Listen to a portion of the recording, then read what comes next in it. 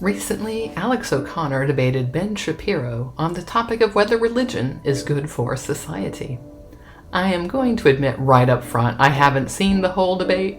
I've seen clips, and part of the reason I haven't seen the whole thing is I really, really hate Ben Shapiro's voice. I won't be playing it here, by the way.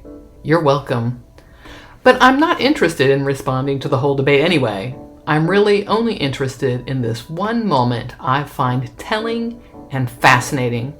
A comment Ben Shapiro makes that I think is the basis for so much theist posturing in their diatribes against and questions for atheists. So let's go.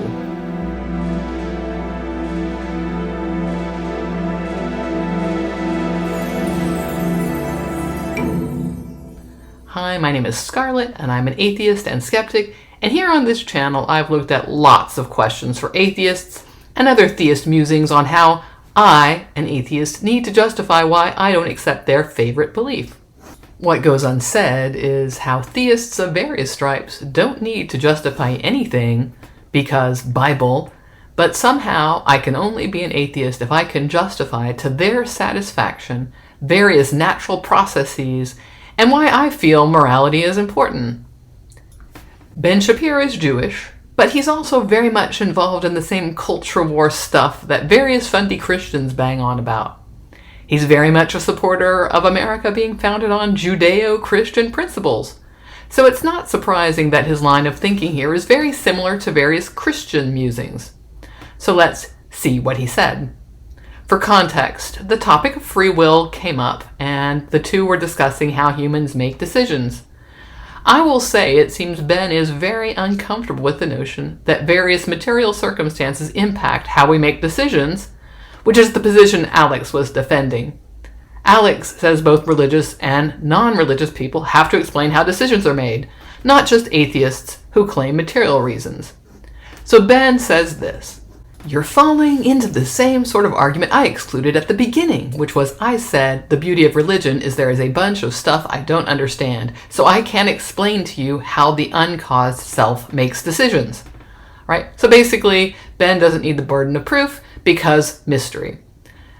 Alex replies, "Then I can't explain to you how the uncaused self exists on an atheist." He gets interrupted by Ben, "But you have the burden and I don't," meaning that, Alex interrupts here, "I don't think that's the case." So we're arguing over who has a burden of proof.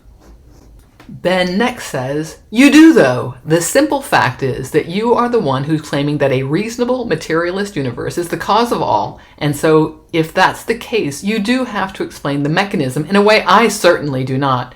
My entire philosophy rests on the positing of an entire realm of things I don't understand in terms of their interaction with the world. As I said at the beginning, that leaves me a giant escape hatch."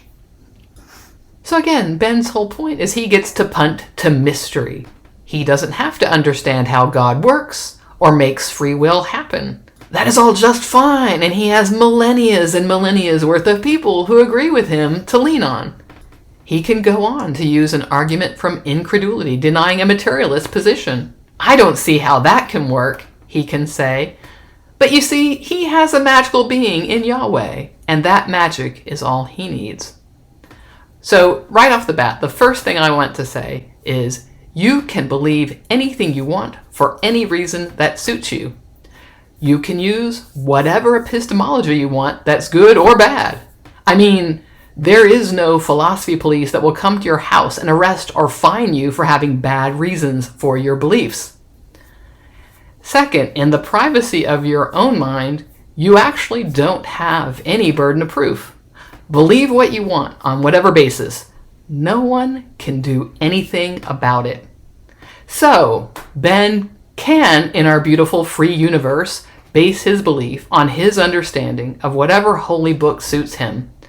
No one can do anything about it if that is his choice. Now, personally, I would prefer people want to have beliefs based on good evidence, that they would want to check if their beliefs correspond to reality. That is why I call myself a skeptic, after all. Where that evidence specifically comes from will depend on the belief itself.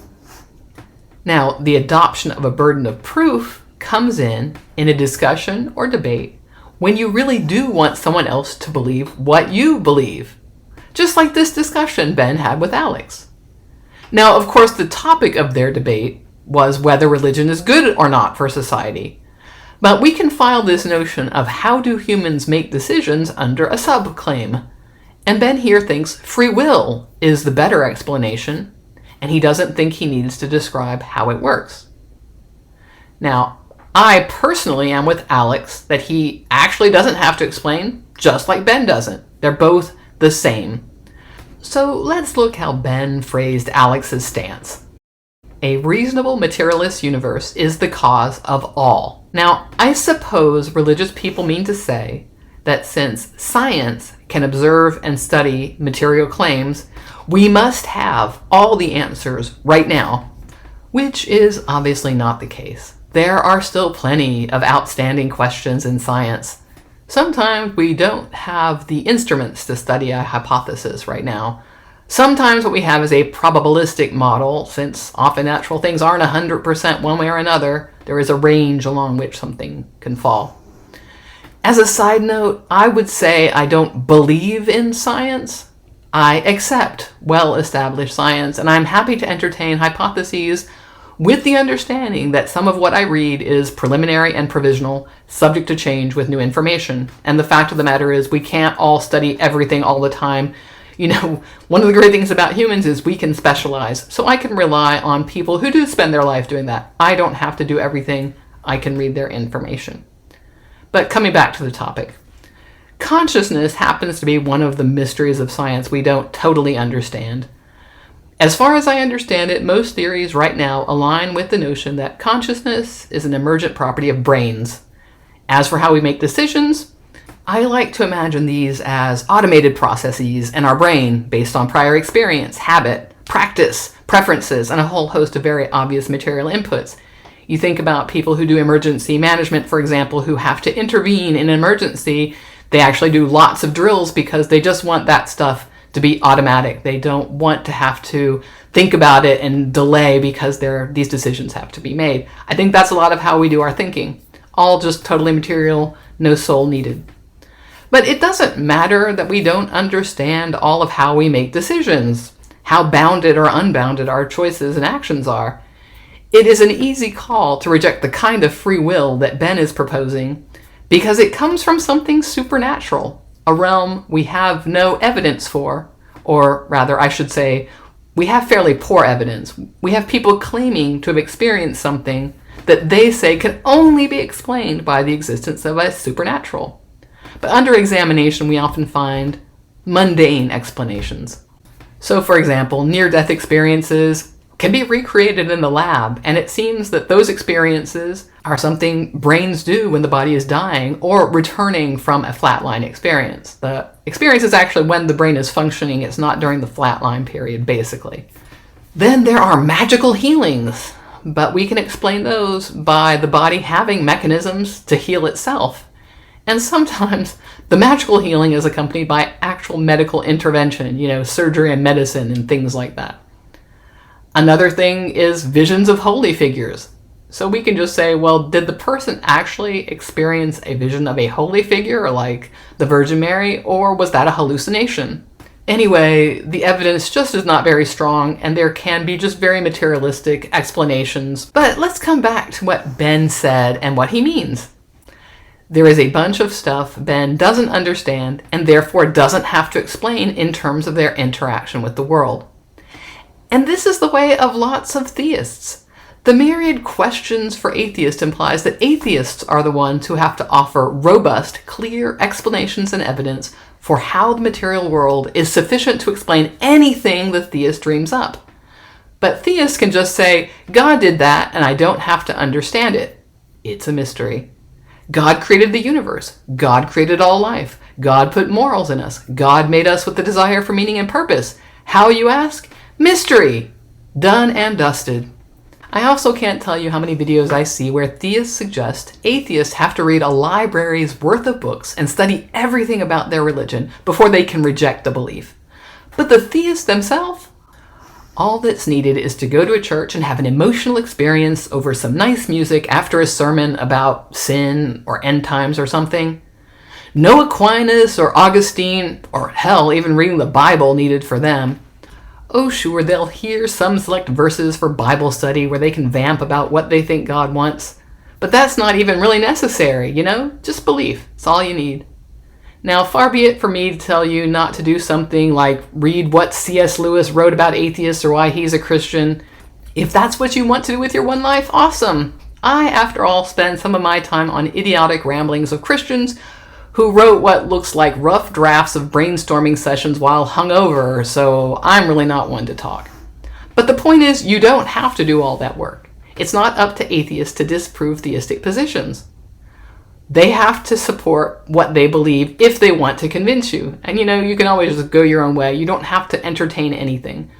But what I would want for anyone, really, whatever you believe, is have good reasons for it. I also think it's good not to get too invested in a specific narrative about the world. Narratives, as far as truth-finding, are only as good as the facts that support them. Free will is one of those ideas people like because we do have the impression we are making decisions. We like the idea that we're in control. Can't say I dislike not being in control. I sometimes wish the world adhered more to what I want to have happen, but that is not reality. That's why I have Stoicism to help me deal with some of that stuff. Free will may be an illusion. And I guess I don't care one way or another what we find out. If we have free will, if we don't, it's fine with me. I want to know what's true. So here is where I want to end up. This narrative that God is the explanation for the universe, and that is what gives us a soul that has free will, is one that appeals to theists and frankly lots of people. They have a deity that loves them, that explains everything without any hard work. They are rational, and they are important in God's eyes, and they don't need to tell you why any of that. At least Ben here is aware that this leaves him with a giant escape hatch. So there you go. Those are some of my thoughts on this one little exchange in a bigger debate. Maybe I'll go back and look at the debate and see if there's anything else that I'm interested in talking about. And really, I have to say, this isn't about Ben necessarily. I just think that the statement here is something that a broader group of people holds, and that's what I kind of find interesting.